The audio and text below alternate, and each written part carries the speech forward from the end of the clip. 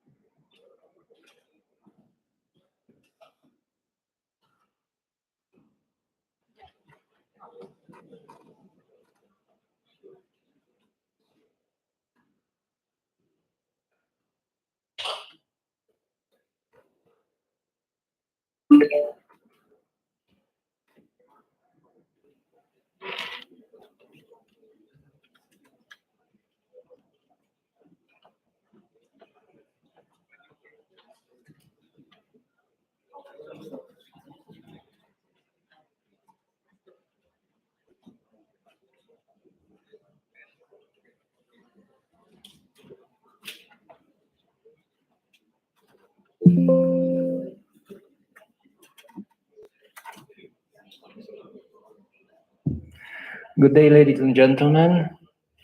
I am Ionel Mangalaggio, the Vice Rector for Research of Alexandria Ioan Cuza University, and I will be the moderator for today. So, first of all, welcome to this afternoon session. It's a session of this EC2U forum that is held here in Iași.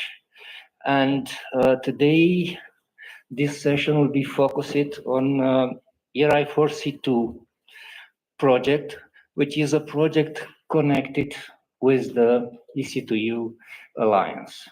Actually, we are talking about the complementarity of the EC2U project with the EC2U Alliance. The title of the EC2 RI4C2 project is Research and Innovation for City and Citizens. So this is why in this afternoon will be different topics related to this research and innovation, which is opened to the towns, to citizens from the towns, to different institutions that are in the towns, in this 7th university, 7 cities from 7 countries, and from which we are trying to put it together via this alliance and via this RI4C2 project. In the next minute, I will pass the floor to the coordinator of EC2U Alliance and the RI4C2 project. I'm talking about Professor Ludovic Tilly. He is a well-known scientist and also a very good manager of these 2 complementary projects. And I wish to congratulate him with this occasion from both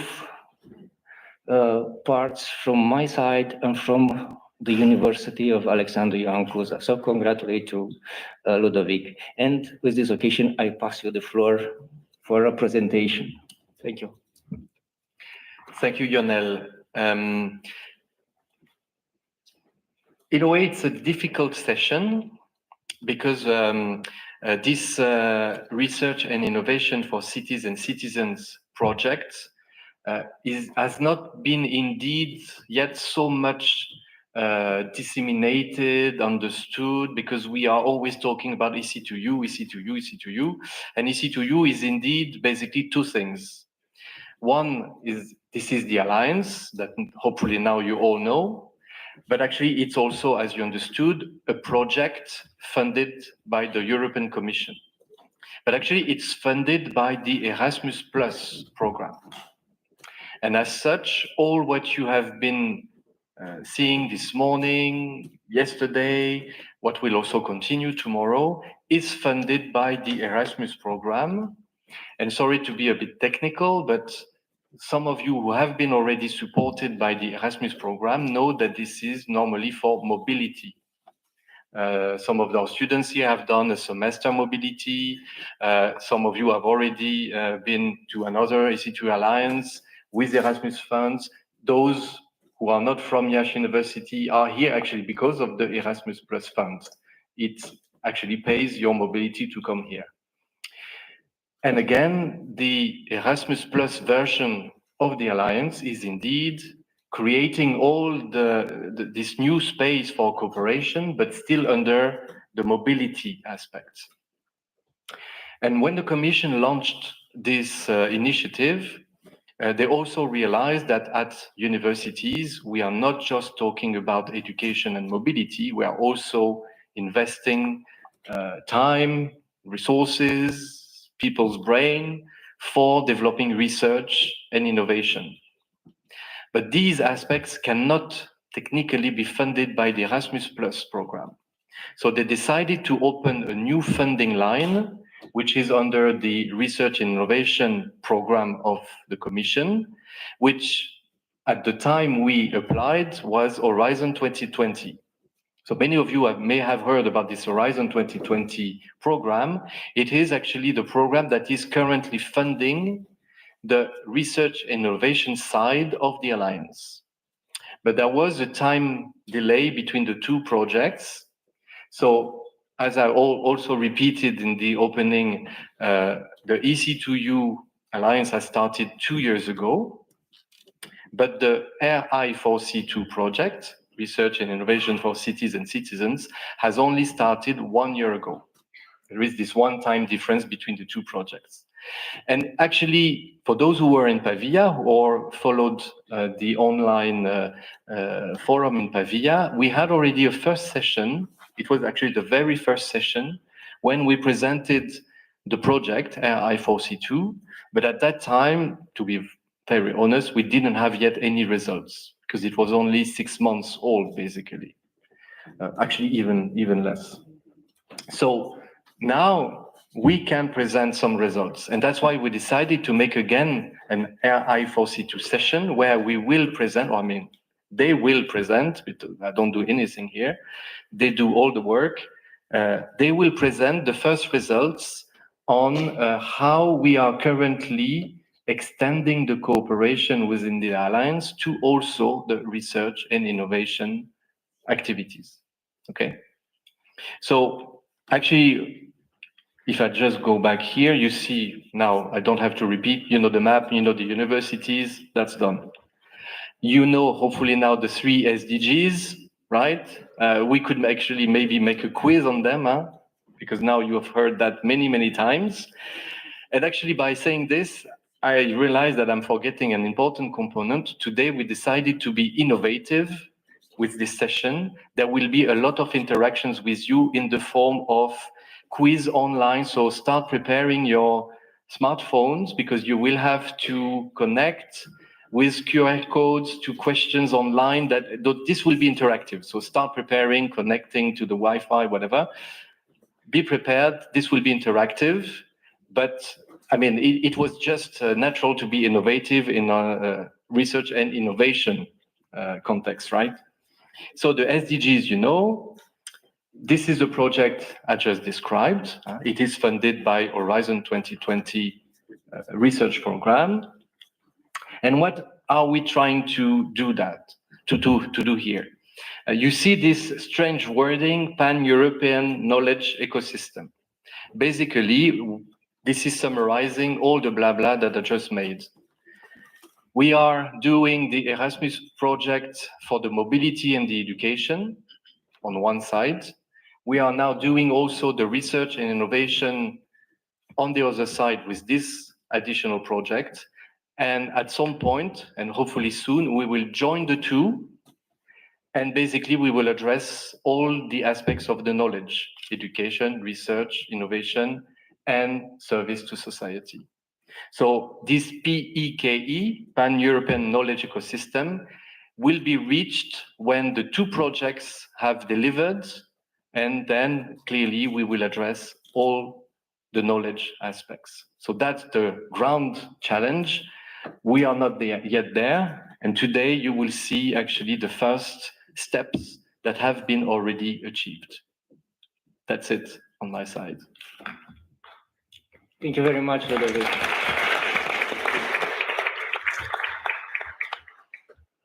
In continuation with what Ludovic already say, I wish to tell you that this project is quite a complex project and involve a lot of knowledge that have to be acquired, a lot of knowledge that already have to be known, and suppose strong interactions between the 7 universities that are in alliance and strong interactions with the society. And the interaction with the society are not so easy to be done from a lot of reasons. As any research project, this project have some specific objectives. These specific objectives was split between the 7 universities and have to be achieved until the end of the project. And this is why actually within the project we split the work in different work packages, and today each work package will be presented by an university. Actually, work package 1 and work package 8 are belong to one university. I'm talking about Poitiers. And the others are as follow. Work package 2 is related to University of Salamanca. Work package 3 is related to Coimbra University. Work package 4 is related to Pavia. Work package 5 is related to Jena. Work package 6 is related to Iași, and work package 7 is related to Turku. So let's start the presentation for each work package one after each other. And I will ask to my colleagues, which will be the presenters for the work package work, to present their, let's say, main results during their presentation, trying to touch everything it is necessary to be said in this related to the work package. So the first work package will be presented by Raúl Sanchez from the University of Salamanca. Raúl, I will pass you the floor. Thank you very much. It is again a pleasure to be with you. And my colleague Jorge Hernandez and myself will present the results of the survey on the research and innovation needs of the EC2U Alliance. First of all, Jorge will present the target groups and the main aims, and then the methodology.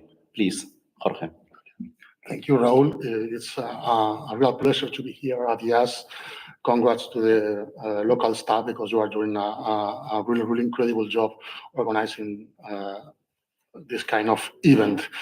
Well, we in our working package, we have been conducting a survey targeting the 7 E2U universities, communities, the 7 city and regional administrations, including university managers, stakeholders, teachers and researchers, PhD, and students and other departments. I would like just to take just a minute to explain very briefly the methodology we have been using to conduct this survey. The main aims we have were aims or challenges, were to identify priority research and innovation needs to be used in the 3 existing E2U virtual institutes. You were speaking this morning regarding these virtual institutes, and also to identify the main research topics of the E2U for the next year, maybe, why not, next virtual institutes. The methodology we have been using is a snowball technique to carry out the survey, so it is not appropriate here to speak about confidence level of margin of error, because of course we are not conducting a probabilistic sampling. We obtained a total of 1,855 valid responses to a questionnaire that was mainly answered in a very active way by PhD and researchers. The sample is composed by an important participation and contribution from the universities of Coimbra, Salamanca, IAS, Poitiers, and Paribas mostly. And the survey was conducted during the months of June and July this summer. And the data collection technique was carried out using the CAWI, computer-assisted web interviewing, emails, and distribution of links with access to the data collection platform called Live the Survey. And technically speaking, it's a very relevant sample, considering the unestimated population of the 7 universities. So we have been doing during this summer a very, very hard work of data mining to extract all the information using SPSS software. It's very common in social science. And now, please, Raul, let's go with the jewel of the crown, the results. Okay, thank you very much. So I will be briefly presenting the results by surveyed groups. The first group are the university managers, so rectors, vice rectors, heads of departments, heads of research units, and so forth. With regard for the first group, which could be for the society, we asked, of course, which research fields are the most interesting ones and which should be taken into account for the next steps, in the E2U Alliance. And as you see here, medical sciences, technology, and biological sciences seem to be very important. Also, you see the humanities, art and literature and technology, and related to social sciences and humanities, because we tried, of course, to present and also to survey different parts of the human knowledge by social sciences, hard sciences, and so forth. So in the social science and the humanities, we have the cultural studies, then teaching, linguistics, and modern languages. So these areas of research seem to be for university managers very important, and we should be doing work in that areas. In science and health, it's the main results for the university managers were environmental technology, climatology, and circular economy. So they seem to be important for university managers. So when it comes to the research field priorities of stakeholders and economic actors, we have logic, law, and legal sciences, and of course also medical sciences for society, and then anthropology, medical sciences, and technology. In the social sciences and humanities, we have teaching, educational planning, educational theory, linguistics, and classical languages. And in the fields of the hard sciences and health, we have then environment and technology, and they prefer agronomy and climatology. So for those people linked to that, to those fields of research. Okay, so for professors and research staff, again, it's the medical sciences. Not only the medical sciences, also technology, also life sciences in general, With regard in the social science and the humanities, we have linguistics and modern languages. We have also teaching, educational planning, cultural studies, and again linked to sustainability, environmental technology, climatology, and agronomy. Very interesting are the result of the PhD students, because for them medical sciences, as you see in this presentation, are the number one, but also educational theory and cultural studies, and also environmental technology. So we see for the different groups different responses, but in the end it's mostly the same. So medical sciences and education. Okay, this is this. And then for student, staff, and others, that was the last group, the results are very similar. It's about, again, medical sciences, it's about technology, it's about linguistics and modern languages in the fields related to the humanities and the social sciences. And then also, when if we speak of the hard sciences and the health and well-being, it's climatology, environmental technology, and also very interesting economics of climate change. This is the results obtained by us, also by our work in this survey. And I think out of these very interesting results, we may build upon and create new lines of research within the framework of the EC2U Alliance, and also maybe new virtual institutes. Thank you very much. Thank you very much for your briefly and interesting presentation. I think there was enough elements in order to understand, let's say, what it is the most important things that you was follow in this survey. Please excuse me. And if there are questions or intervention related to this topic, please try. We have two options actually, to put question or intervention, to have it right now, or just to note it in a notebook, and at the end, I don't know, Ludovic, what is your opinion to? Okay, you are the leader of the lives. Okay, at the end of the, okay, let's do it in this way. So let's skip to the next presentation, which will be defended by Claudia Cavadas from the University of Coimbra. Please, Claudia. So thank you all. So it's a great pleasure to be here, and thank you all the team from this project, and also the EC2U and all the team that have been supporting our role here. So here I'm going to present the things that we have been doing this work package 3 in people empowerment, but in fact we have been contributing to the other work package, and I'd like also to acknowledge Rita Sanchez that have been working hard in this project. So in this the first deliverable that we have been doing, we have done this in this part of the project, is to working on human research strategy for researchers, the label of European Commission for the EC2U university partners. So in fact, this certification, this human research strategy for researchers label, is a recognition given by European Commission to researchers employers that complies with European Charter for Researchers and Code of Conduct for recruitment of researchers. In brief, what is this really? So this is to have sure that our institution is a fantastic institution to do research and to receive researchers. In these 4 main groups: ethical and professional aspects, training and development, recruitment and selection, and social security and working conditions. If you can resume in 2 main goals, is to promote balanced work and personal life and optimize researchers' careers. This is the main goal. So in fact, in our in EC2U Alliance, the university, we have universities already with the label, and universities not yet with the label, so we are learning with each other.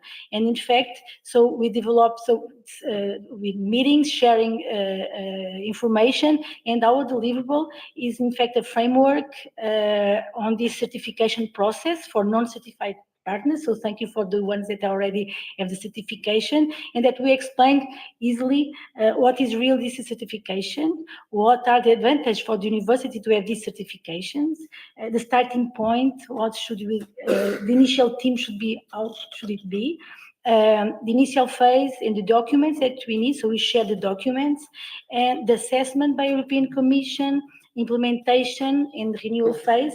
And more important, I think, is the part that we do sharing advice and tips for certified partners, from certified partners. So I think with this booklet, we can help the university that don't yet the seal of excellence for researchers. And that's it. Thank you. Thank you very much, Claudia. I also congratulate you. Very briefly and exactly straight to the point. Okay, let's go further to work package 4, which will be defended by Daniela Ovadia from Pavia. Hi everybody. Will you, do I have to share my screen or do you have my slides? What do you prefer? We have the slides and we'll roll it. Okay, thank you very much. So, okay, so thank you very much. I apologize for being in Italy. I was prevented from being with you by our friend the virus, but I know that you did a great job and it was a really interesting forum. I will briefly present what we did as a digital infrastructure. This is the aim of the work package by University of Pavia. Actually, we have a digital environment that was established within the mother project AC2U that allows us to share data sets, any kind of data sets.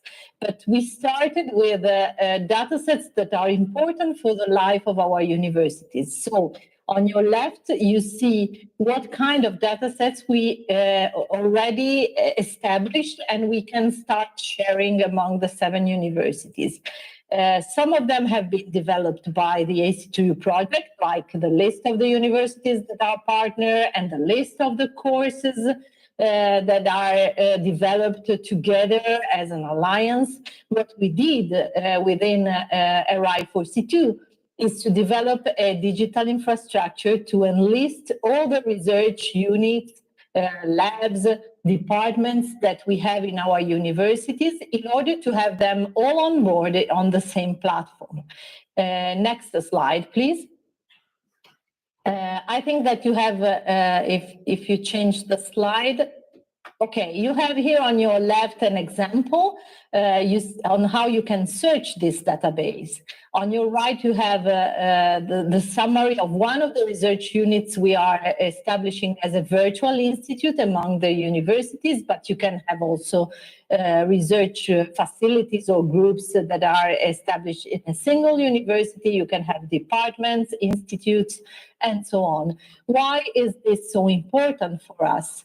Because we want to foster the mobility among our young students, but also our researchers. So imagine a student that wants to specialize in a specific field of research, and he or she wants to know who is working on this field of research among the universities that are part of the consortium. Instead of going to 7 websites and having to search in many, many different languages, the student or the researcher will have the opportunity to find the people in this database, searching through keywords, to institution, and so on. Next slide. One of the most important things that we did, it seems like a small job to bring everybody on board in a common database, but it's not. Every university classifies research institutions, centers, group in a different way. What we decided, we researched on, let's say, the taxonomies that can be used to classify research facilities, and we decided to use a very well-known and broad taxonomy for the, yes? Can you hear me? Oh, okay, because I heard something and I thought you had issues. So what we decided is to use the Dublin Core Taxonomy. It's a very common taxonomy used to classify institutions in the private sector, but also in the public one. So this is the standard we are using right now to translate and harmonize the way we classify our research institutions. And we hope that this will be also useful for the final user, so our researchers and our students, but also for our administrations. Next slide. What the ongoing work that we will deliver next year is more on a specific topic, which is the research career database. We want to gather in a database all the documents we have in our website, all the documents that our 7 universities produced on many topics, like the role of supervisors, the academic diplomacy, how we train our researcher on the development and planning of research projects, and also all the fields of ethics of research, gender equality, fraud and misconduct, and so on. So our idea is to now dig all the databases that already exist in your universities and bring all the contents on the same platform. This will allow us to easily compare them and maybe in the future develop common policies. And last but not least, we are also working on the development of an open science platform, because we hope that all our contents, but also the contents produced by our researchers, will be available on a common open science platform in the next years. That's it for our package 4 right now. Thank you very much, Claudia.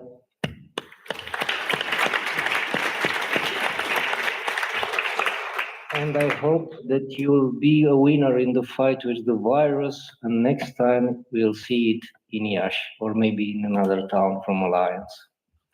Okay, next presentation will be from the work package 5. It will be defended by our colleague Dana Strauss from Vienna. It's related to Lighthouse of Innovation. Please, Dana. Okay, I'm just defending love, peace, and happiness here. So I like to present our work package Innovation Sphere to you. We make use of a very big metaphor in our work package, that is the cooking metaphor. And as we are approaching dinner time, I think that's appropriate to invite you. So first of all, what we're doing here is to extend our network to the field of innovation and innovation supporting structures at the universities and also businesses. In order to do so, we have developed a cook show. And what is a cook show good for? First of all, to learn from the experienced cooks and also to build up an appetite. And you will find the virtual lecture series Innovation on Easy to Use YouTube channel. There's a new episode every 6 months from all of the Easy to Use partners. We already had episodes on circular and sustainable entrepreneurship and also on social innovation. Yeah, then of course we care about the cooks, which on the one side are you, the students, and we have a format for that, the Entrepreneurial Week. You just learned about that a couple of minutes ago. We encourage everybody, students from all the disciplines, to think of it, that if it might be an option to also become an entrepreneur and create new recipes. And also we want to extend, as I said, the network. And that means that we have the so-called lighthouses of innovation, the innovation supporting structures. Thank you. And you can see we had some very good online meetings with the collaborative tools that we used. And we will create a joint publication called Recipes of Innovation. It's not a research paper, it's a very low-key and easy publication. But we will show best practices and really get to the fun and the inspiring side of innovation. Yeah, you can see that here, all the things that we've already done. And of course, we have also, it was announced that we have a question for you. Because we would like to know what is missing in your kitchen. So if you think about your city and your university, what do you need as a student, as a staff member, as a researcher? What do you need to be innovative? Do you have enough opportunities? Do you have enough rooms? Do you have enough spices or examples that you would like to have in order to be innovative? So that's the first question for today, and I think you can start your mobile phones now. Is that right? Yeah. And yeah, tell us what is missing in your kitchen, meaning what is missing in your university. What would you like to know? What would you like to have?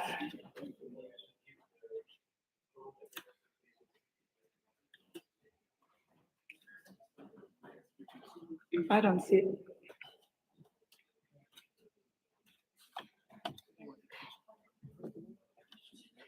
Yeah. Where's the code? Where's the code?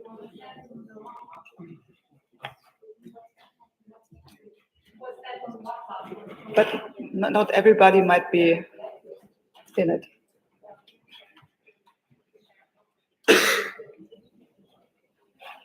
Is there a number we can share? You see that? So let me jump in. So I guess you have to go to www.wooklab.com/YL. No, sorry.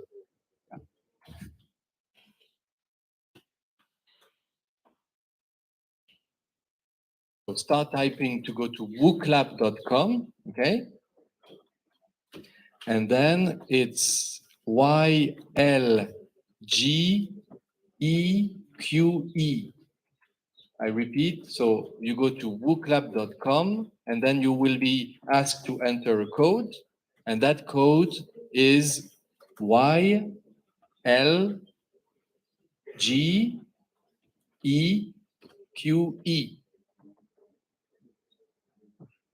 It's there.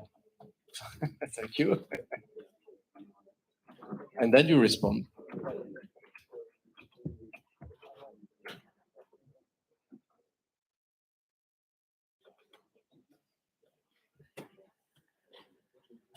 So we already received some answers.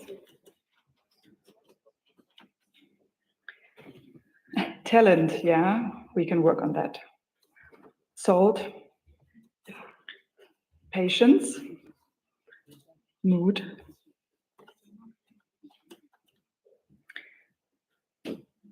a recipe book, that would be good. Good that we are working on that.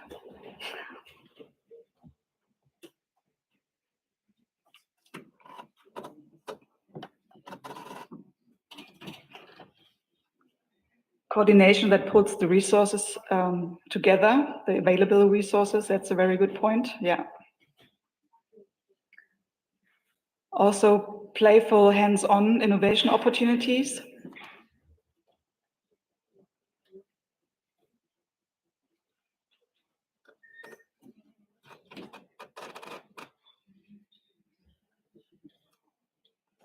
Our professors trust we're young but capable.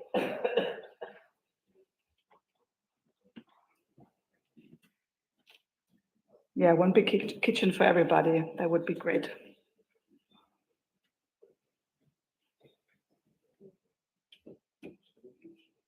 Also, time is an issue, just time for average food.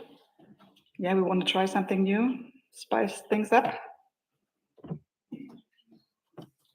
Do we even have a kitchen? Yeah, that's a very good closing remark, I guess.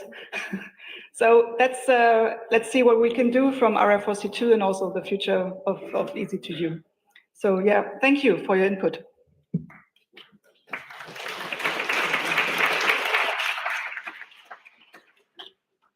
Okay, thanks, Claudia, for the presentation. And we'll go further with the presentation of work package 6. And the presentation will be performed by my colleague Daniela Shoito from the University of Iași. Please, Daniela. Thank you very much, Mr. Vice Rector. Pleased to see new faces in this afternoon. Welcome to our students who are interested in the citizen science field and also in research and innovation on the research and innovation frame.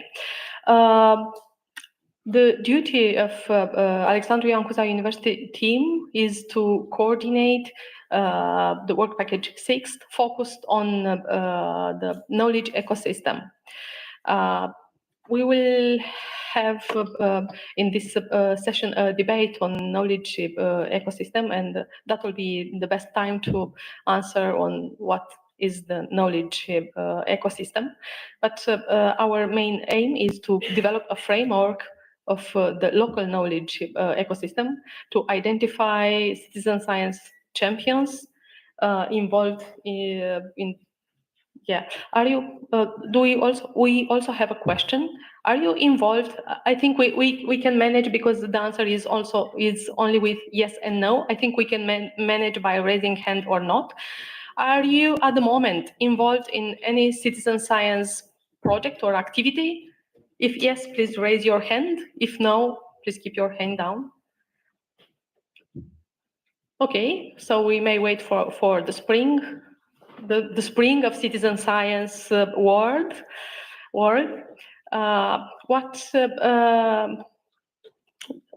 citizen science is? It refers to the involvement of any citizen of the public, the general public, in research. Usually non-public and persons not trained before to perform research. We may talk here about persons, but also about organizations, and what kind of organizations we will discover on the second part of our meeting of today. Do you have an idea what kind of entities may be involved in the citizen science? Well, besides the individuals, besides the citizens, because yes, it's clear, citizens are there. Any idea? One, and I'm going to follow. Okay, then we will shortly find out. In order to identify the citizen science champions from our communities, from the 7 cities, we started with with a literature review. We've clarified the concepts and designed a survey addressed to the local stakeholders from the 7 cities. What categories of stakeholders do you think we aim to? Okay, this is a question to be answered also on the second part. We have used the same, yes, also Lime survey, the same technology. The questionnaires have been translated from English to each of the 7 languages. So the people invited to answer could answer in their mother tongue, in their own language. We are still in the process of collecting answers, being interested on knowledge ecosystem and on citizen science champions. How we selected these stakeholders to be interviewed, to be invited to answer to the questionnaires. There was also a full methodology here in searching databases, in searching lists with the entities involved in research and innovation, or entities, organizations, institutions who assumed the Cayenne code, the code of activity, as being one of research and innovation. And many other sources, like a list of partnerships of our universities with the local communities and so on. Just 2 slides with the results. There were a few hands raised when I have asked if you are involved in citizen science projects. It seems that from answers already received, the impact at the community level of citizen science projects is not bad, not bad, not worse. It's somewhere in the middle. Is the yellow color represented there? How many citizen science projects are being implemented in our communities? I remind you that we are still in the process of collecting the data. We have tens, let's say, complete answers and hundreds of started surveys, and we are still in the process of analyzing data. We will provide more in the second part of our meeting of today, and how to select the ones who declare they have activities related to citizen science.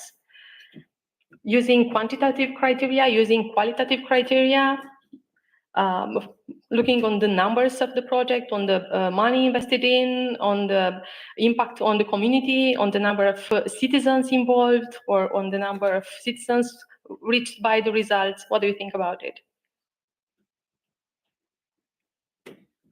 Well, we'll find some answers immediately in half an hour, I think. Thank you. Thank you very much, Thank you very much, Daniela, and I will try and answer to your question. It will be a very difficult task because it is very difficult to quantify what it is the most important related to citizen science.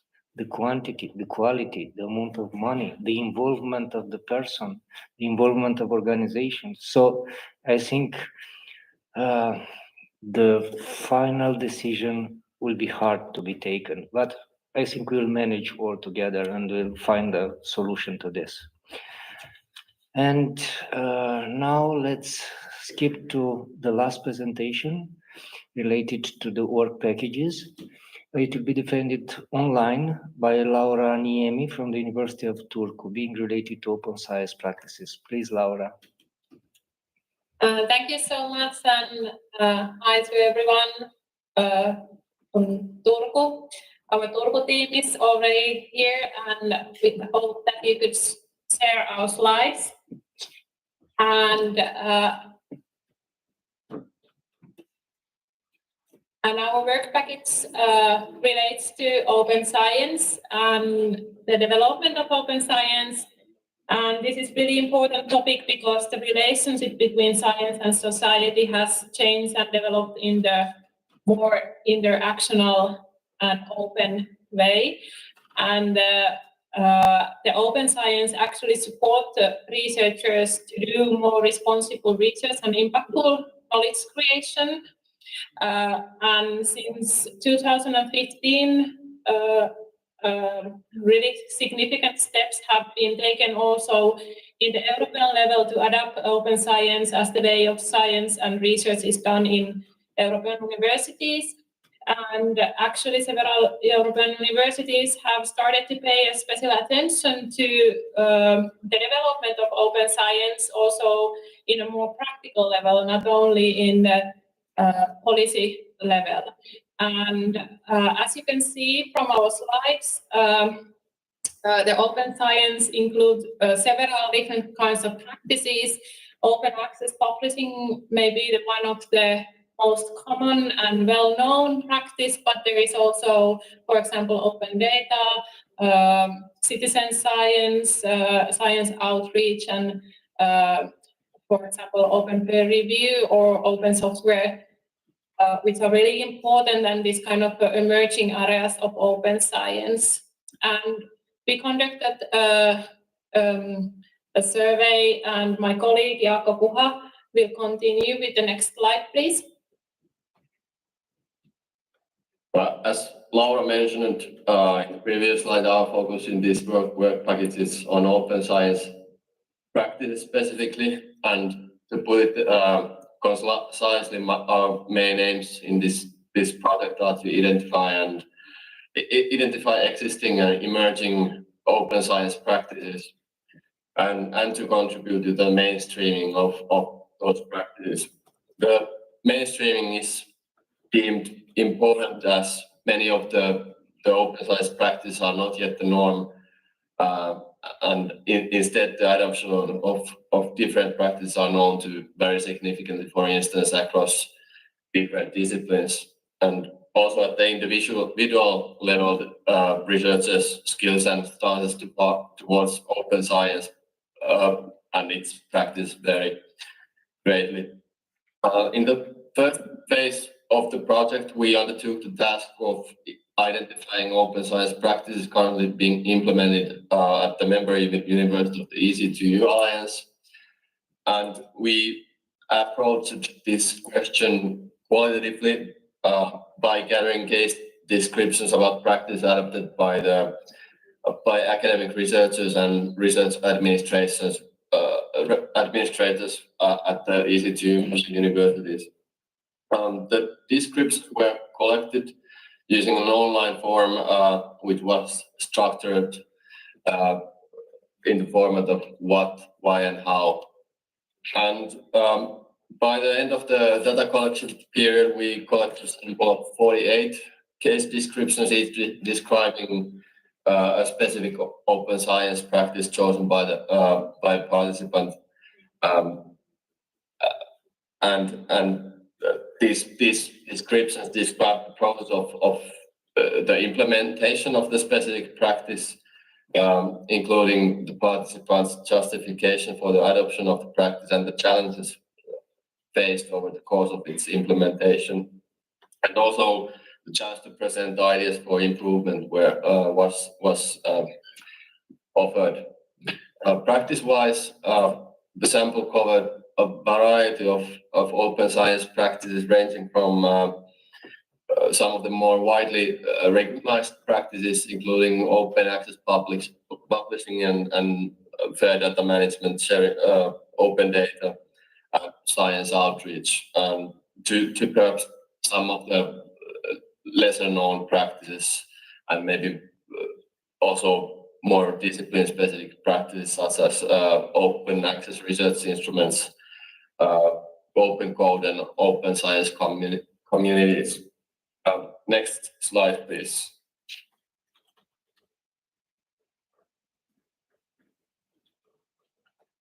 And our main findings was when we analyzed these case descriptions, we identified 4 themes from the case descriptions, and first one was the accessibility, which is one of the core principles in open science. So it's not that surprising that this theme was raised widely for the respondents, and of course one clear example of this kind of accessibility is the open access publishing. So the researchers are engaged to publish openly, so that they can disseminate the results of the research more wider audiences, and the accessibility of the audiences are much better when the publications are open access publications. Another central theme was the communication of research to wider audience and the involvement of different sectors of society in the creation of scientific knowledge. So there was this kind of descriptions that that researchers are quite actively engaged with the different kinds of audiences, and it's also one of the core principles of open science. And of course, the third theme was the collaborative undertaking of research. So there is a lot of technological tools that advance the collaboration at the moment. And the fourth theme was the infrastructure. So the digitalization and the technological development has also contributed to the introduction of new kinds of technological tools that researchers are currently applying. And then we found out that the motivations why researchers are engaging the open science practices, there are 2 kinds of motivations. One relates to the core values of academic community. So the researchers want to be open, they want to support fellow researchers, and they want to collaborate with each other. And another one is more necessity-based, which relates to one's own needs and personal interests. So researchers want to have visibility, they want to have more citations, they want to have efficiency. So these are the drivers to engage open science. And then we found out that actually the implementation of open science practices are seen relatively easy and straightforward at the moment.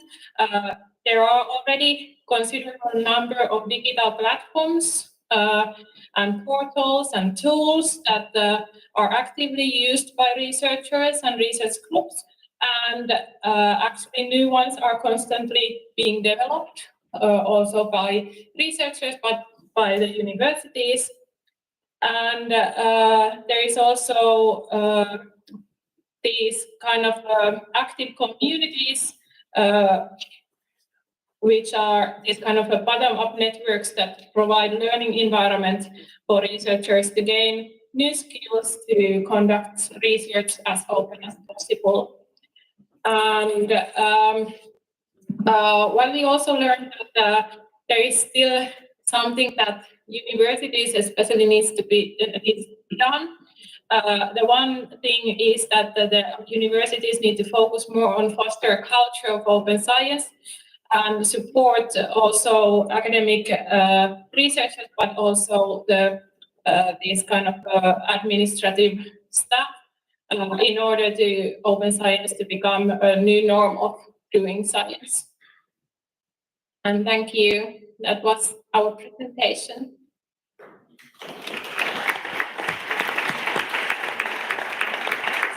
Thank you very much, colleagues from Turku, for your nice presentation. And right now, ladies and gentlemen, I hope that you got a flavor of what means this RI4C2 project connected with the Alliance. And from this presentation, I hope that you get an idea about the main objectives of this project. And I could tell that they are really ambitious, because if you solve this objective, for instance, let's talk about a little bit, just a few comments about open science. It's really a very challenging problem of the society at this moment. And I will not go in details, but believe me that it is like that. It supposes a lot of economical issues, intellectual issues, property issues, and so on and so forth. So if we realize to come on the market with some hints, specific hints that will contribute to solve these problems, I think it will be really a good achievement. And let's thanks again to the colleagues that present these materials. And yes, thank you very much.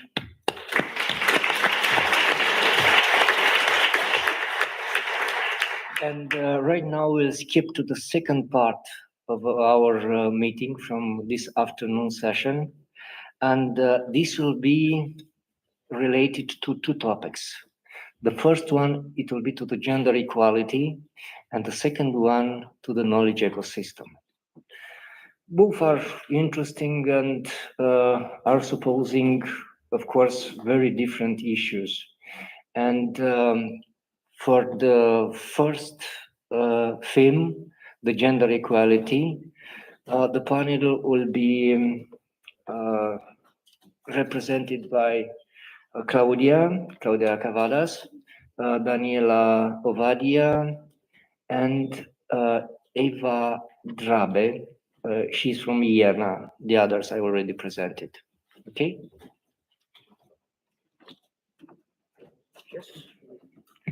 Thank you so much for the invitation to be here. It's always a challenge. Just to let you know, I'm not in gender studies, so I will talk about gender in terms of perspective in our university. And as I used to say, and maybe when you feel it in your skin. But anyway, that's so. In fact, at University of Coimbra, so we had the great opportunity to have a European project to implement our gender equality plan.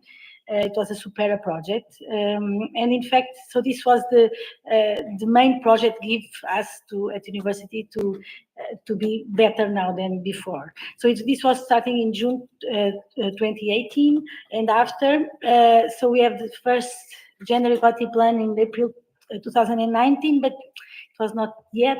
And in fact, we have our gender equality plan in April 2021. So we are like new in this field.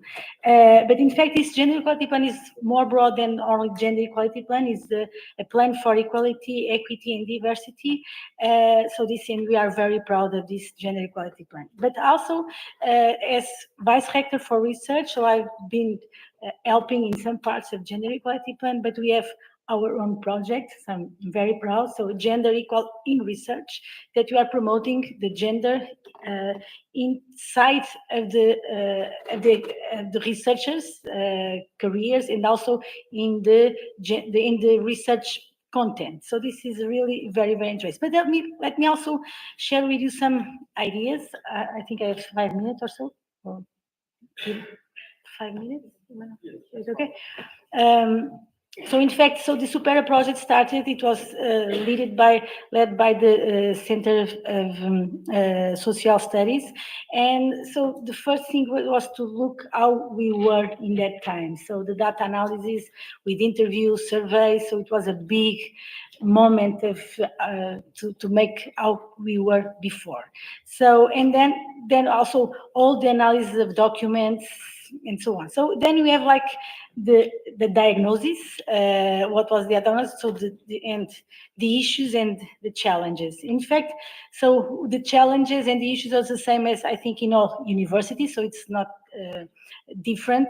And in fact, there is some bias in gender stereotypes, some problems in the careers. We know, for example, in the as professors, there is like the Caesar graphic that we start as assistant professor, the number of women and men almost the same, but as full professor, of course, we have more men. Of course, this is changing, but this is one of the numbers we can say. But this, I always like to say, we should look behind the numbers. Numbers is very interesting, but sometimes, no, you are more women, or so. In fact, there is also a problem in the gender imbalance in decision-making bodies, so more men. And for me, more important, there is invisibility of the gender dimension in research and process and content. So these are our focus on this part. And again, another thing that's really very important, it was, the diagnosis was very clear, it was insufficient general awareness of gender equality issues. So we need more. I remember the first meeting that I was with Philippe Rocha doing a survey, and I think we had like, it didn't pass. So it was really, the awareness was really very, very bad, at least in my point of view. So in fact, the gender equality plan is very, so we reached gender equality plan is very, now I think it's heavy. It's an heavy moment. So we have like 9 strategic objectives. We have 56 actions, 21 goals, which is really a huge moment for the university. But more important, so it's not only the actions that we have been doing, it's also the monitoring. So we are looking for how in every 6 months, how we are better now, the things that we are doing, for example, workshops, so different perspectives that you can increase. So the monitoring, and thank you again, Philippe, that you are helping that.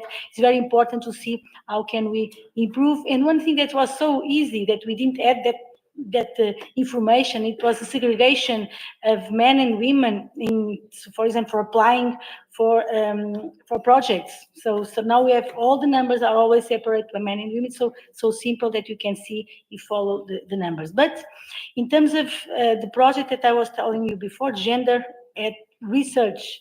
So we are very happy with that. We have a collaboration with the University of Iceland, sharing the good practice. And one thing that we are doing is to, for example, mentoring women, bootcamp with women, especially to apply for ERCs because we have these numbers, so we have less women applying for ERCs, so we're helping to help that. But also, when we say gender, we have to also to promote men in some areas, like in education, psychology. So this is not only about women, of course, I'm really bit biased, but also it's important to train PhD students, train researchers, train professors. It's hard.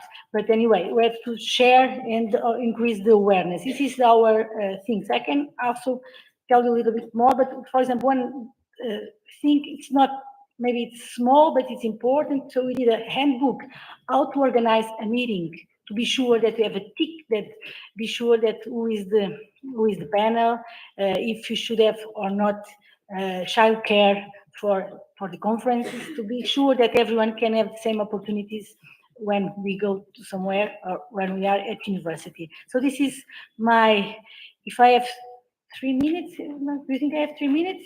So in fact, I have? Okay, great. So in fact, so just today, there is a, the European Commission opened a call to the champions. So in fact, we are starting. So for this application, we had to do a video, and I help here. So it's just, we are just submitting the proposal with the video. This is part of the, as you can see, that we share how we show to the European Commission, say, look, we are starting, but we are already very good. I hope that we have the funding for that. The University of Coimbra, or UC, is one of the oldest and largest universities in the world, comprising 12 schools and more than 30 research centers. It has been more than a century since Domitila de Carvalho, the first female student at the UC, enrolled. Today's UC is an active participant aligned with the goals of sustainable development that seeks to give everyone an inclusive and diverse context to advance their education and careers. Gender and diversity have been formally assumed as core values and objectives of the UC in the strategic documents of the university. To further reinforce its commitment to promoting a fairer and more inclusive organizational culture, the UC has recently launched a Plan for Equality, Equity and Diversity, RGEP. The plan seeks to tackle inequality and address any imbalance, barrier, or violence not only in relation to gender, but also sexual orientation, age, disability, ethnic origin, nationality, religion, or belief. For the regular monitoring of progress attained by the university, a gender-specific information management system was built upon our existing biannual monitoring system. To address the integration of the gender dimension into research and teaching content, we created an initiative, Gender Equal Research at UC, focused on gender mainstreaming in research processes, and were awarded an EEA grant to remove barriers and encourage the balanced participation of female and male researchers in teams, resource management, and decision-making. We have now also included gender training in our institutional training plan. We have also a pioneering mentoring program, Inspira or Inspire, aimed at supporting women's careers in computer science. To support work-life balance, we revised our regulations to extend access to maternity and paternity leaves to students.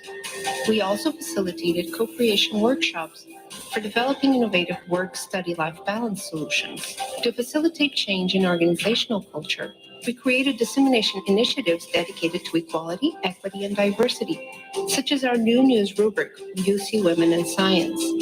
We also developed affirmative actions to ensure parity in top leadership positions and research teams, as for example, in internal funding programs.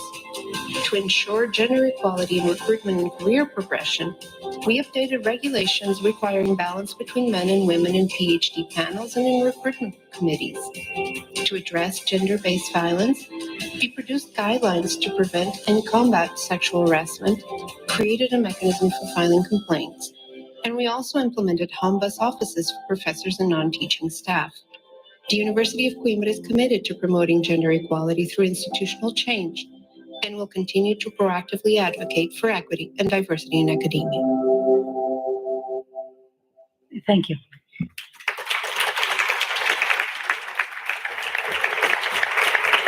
Thank you, Claudia. And thank you for the movie also.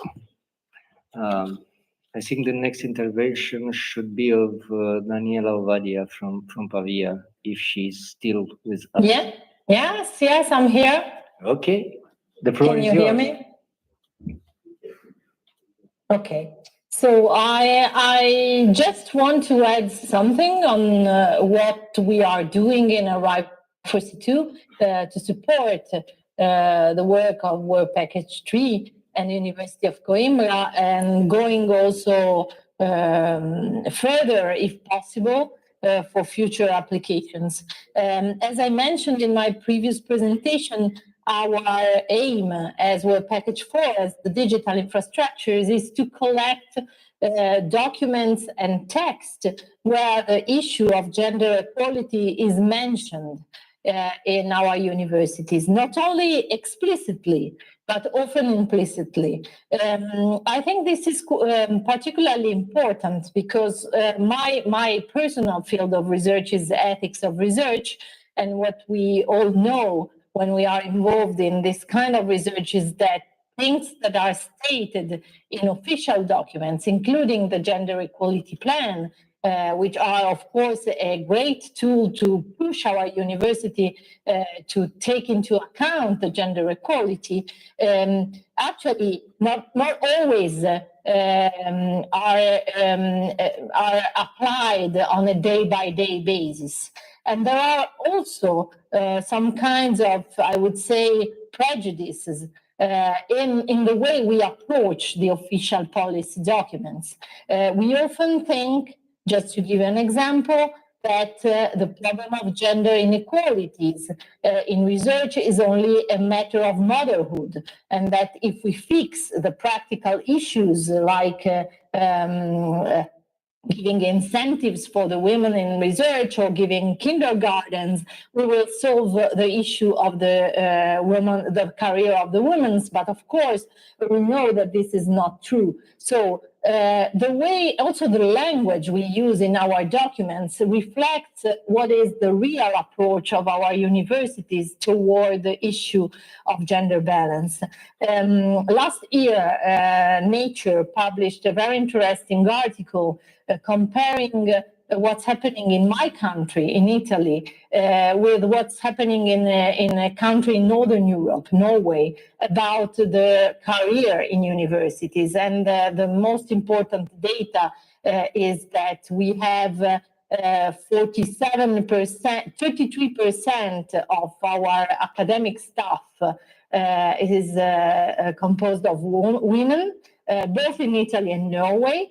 But in Italy, we have 47% of assistant professors that are women, 35% of associate professors, and only 18% of full professors.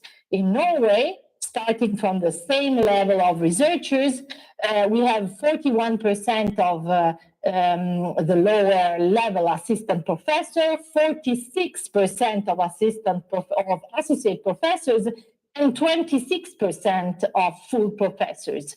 So starting from the same point of view, the same starting point, we have different careers.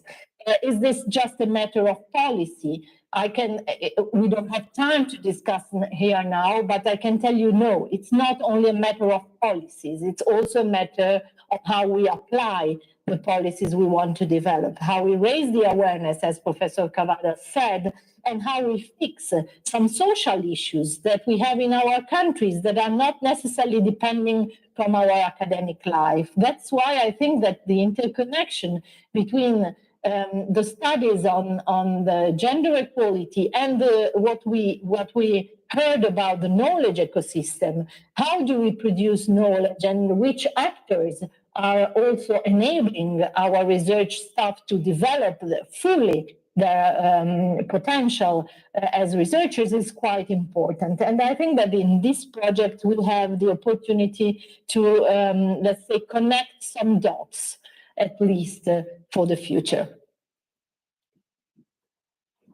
Okay, thanks, Daniela.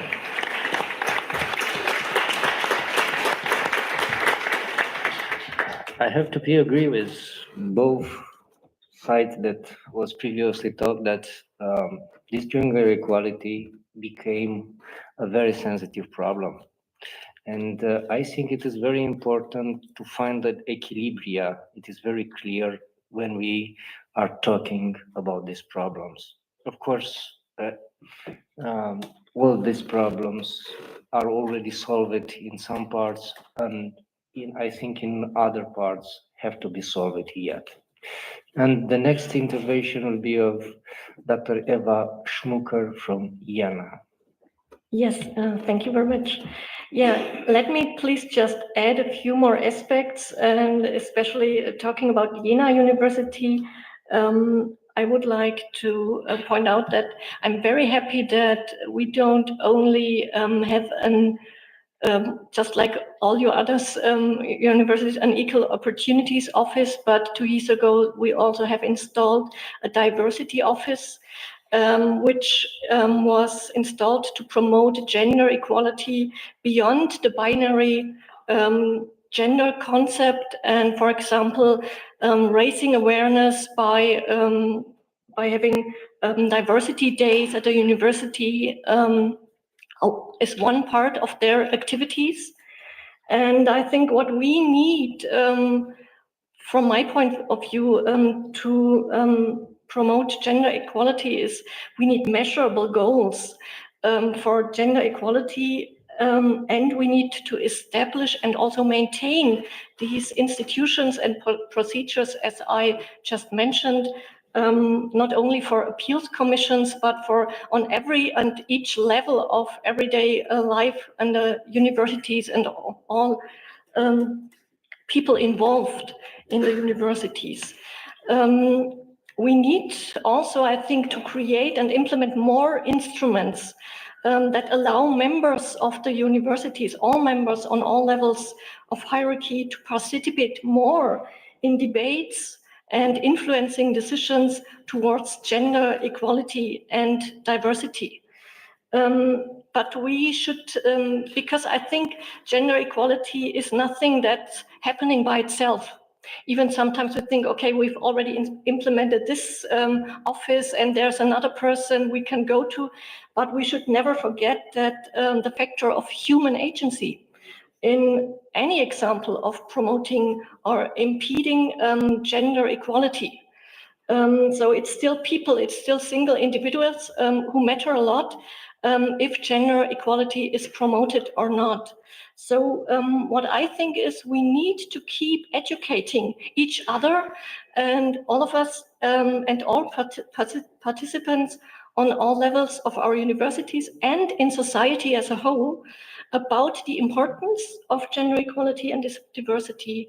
We need to establish a culture of celebrating diversity while still being able to find common grounds about the basic principles of how to communicate, how to respectfully and successfully live and work together for common goals, because we should not forget that universities, as modern and as progressive as they may be, they also have this strong tradition of centuries that implies certain cultural traditions and norms, and being different is a sensitive topic in a university and in all these boards, commissions, and levels of hierarchies. And being a woman is still in some way seen as being different. And of course, this also applies the more so on everyone, every individual that identifies themselves beyond the binary concept of gender. Thank you very much, Eva. Really nice and interesting speech. And I believe that all of us, we are fully agree with what you has pointed out. Thank you very much again.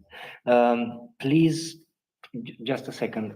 Please try to answer to the question that are put it on the slides, if you wish, of course.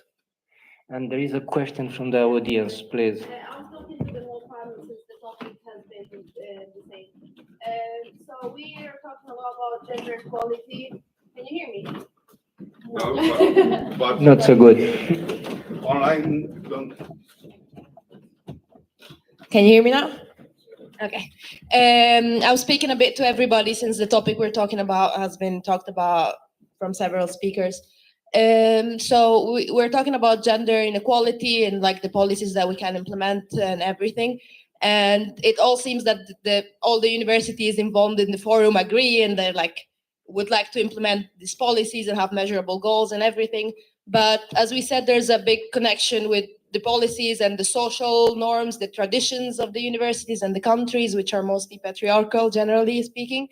So I wanted to ask, what do you think can be implemented to hold universities accountable of these policies and implementing them and actually achieving goals?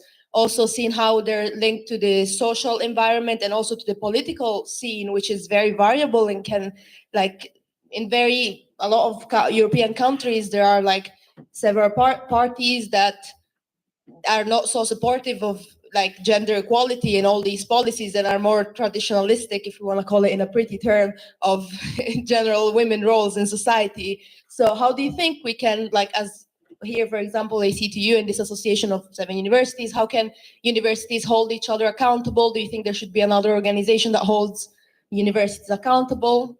Just that. Thank you. Who is trying an answer for our colleague? Claudia? Okay, I think so.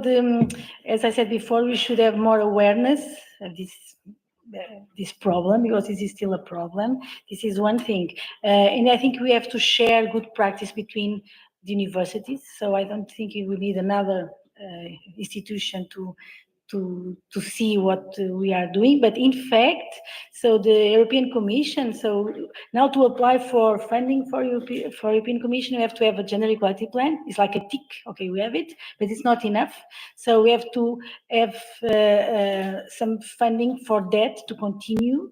So in fact, the European Commission is guiding us. This is the institution guiding us. Of course, also in national level, I think, I don't know, in all countries, there is always some guiding that we have to fulfill. So I think the system is there, the laws, they are there, but I think the problem is behind, as I said, the numbers and the laws. So I think we have to share, we have to, these kind of problems, because sometimes they are so subtle that you should not start to shout. So I think we have to share our problems, the emotions, and I think we'll do it slowly.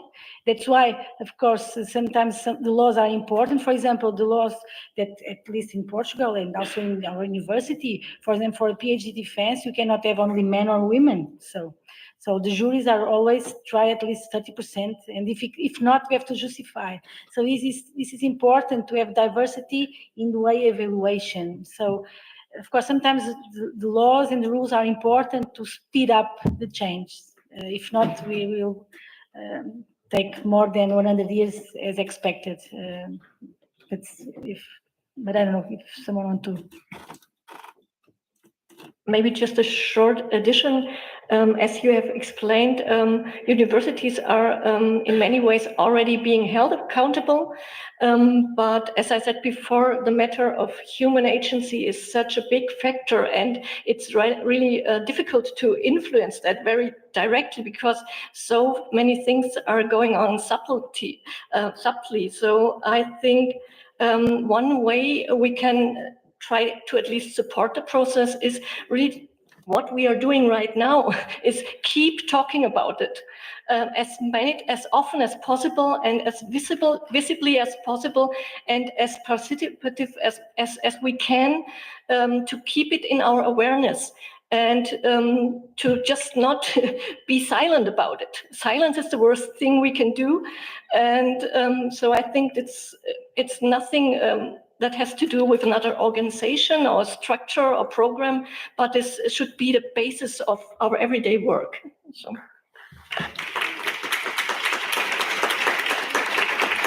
Yeah, if I can add one thing, I totally agree.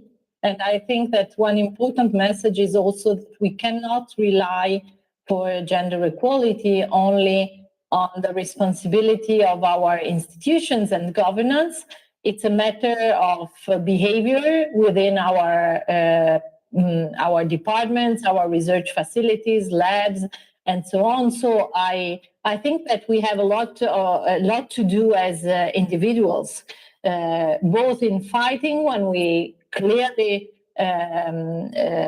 witness something that is not suitable, but also in acting, in promoting gender equality and diversity in general in our universities. I'm always happy to say that in all the world, the universities are, let's say, the most enlightened part of the societies, and we have to keep on being the most enlightened part of the society. Thanks, Claudia. Okay, you wish to add a comment? Maybe we can also, there is some answers in the screen. I cannot see all of them, but we have some of here. And for the question, what are the most crucial points of gender equality in academia research for you? And so I will say maybe this one, role models. Do we need role models? Sometimes we have to, we are here, so we need role models. Maybe it's relevant for sure. There are some questions, there are some answers very, very long. I don't know if you want to comment some of these.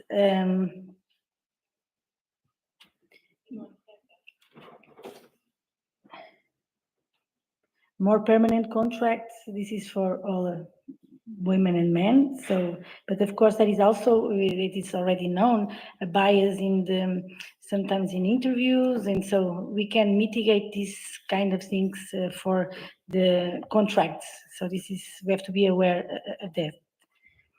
Career development, as I said before, of course there is the needs are, so the career development should not be like the same for everyone. So the people, so the students or the research, they need different things. If they are women, men, and age, so it depends. So career development should be like, I thought at least it's important. It should be adapted for each gender and the things that we need. I don't know if. Okay. No.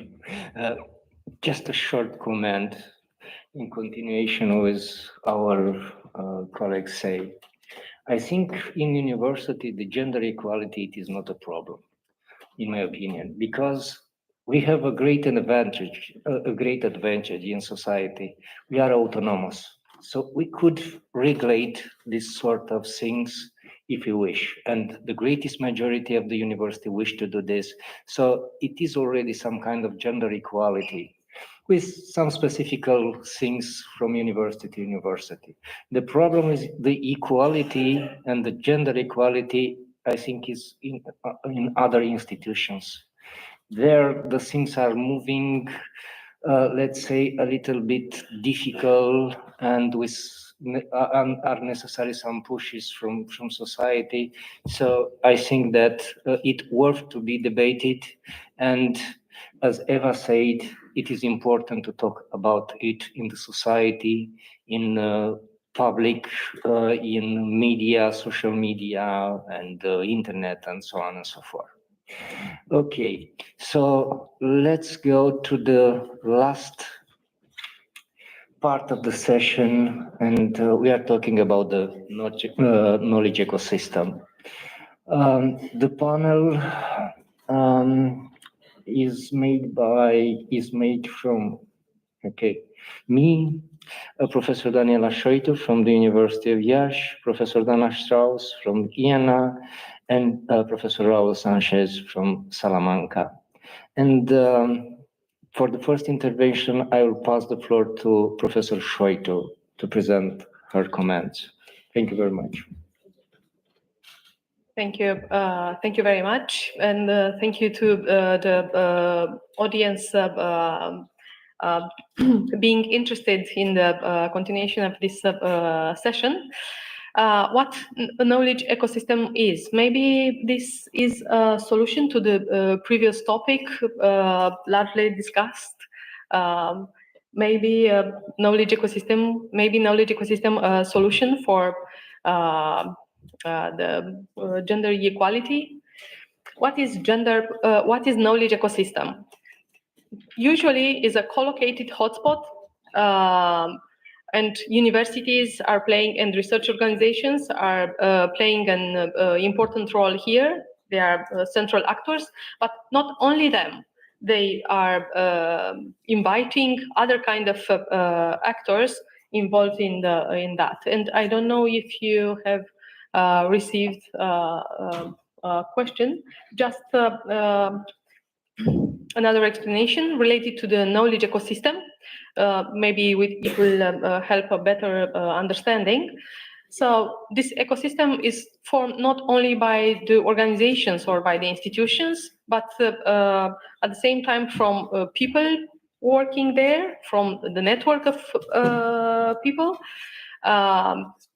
knowledge network of ideas, information, and also technology network. Who do you think is part of this knowledge ecosystem? Of course, I've mentioned universities, and I said they are not, and research institutions, and I said they are not work alone. They do not work alone. I think there is a question there, or no? Who do you think is part of the knowledge ecosystem? Besides the universities, you will be able to choose, if I remember well, the question. And I'm going to try myself.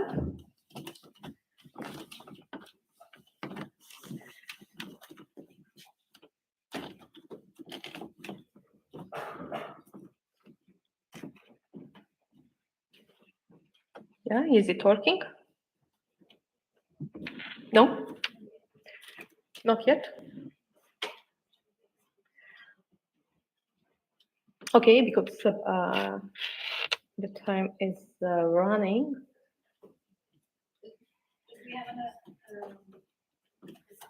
There is a conflict in the schedule. The students have another activity at this time. That's why some people left.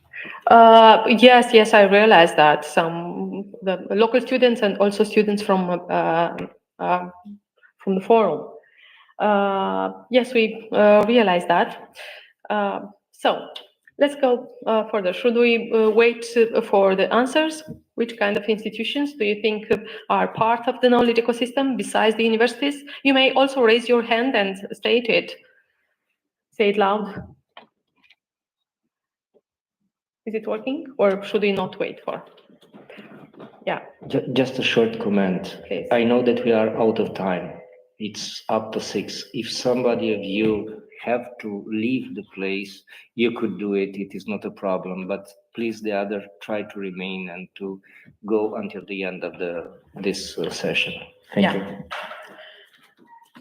So it's a window for people having other activities. I don't know if you are able to read that picture. Let me go further. And this is a very good occasion to, thanks to our colleagues from RI4C2 team, from the local team and from the international team working on knowledge ecosystem and on citizen science. So besides the universities, there are also innovative startups. Do you know any innovative startup? Local and regional authorities, and we have invited them in the morning, and they are also our associated partners, venture capital sponsors, service organizations, income firms, and of course, citizen science entities. Actually, these are the 7 categories of stakeholders who received the invitation from us to fill up the questionnaire related to knowledge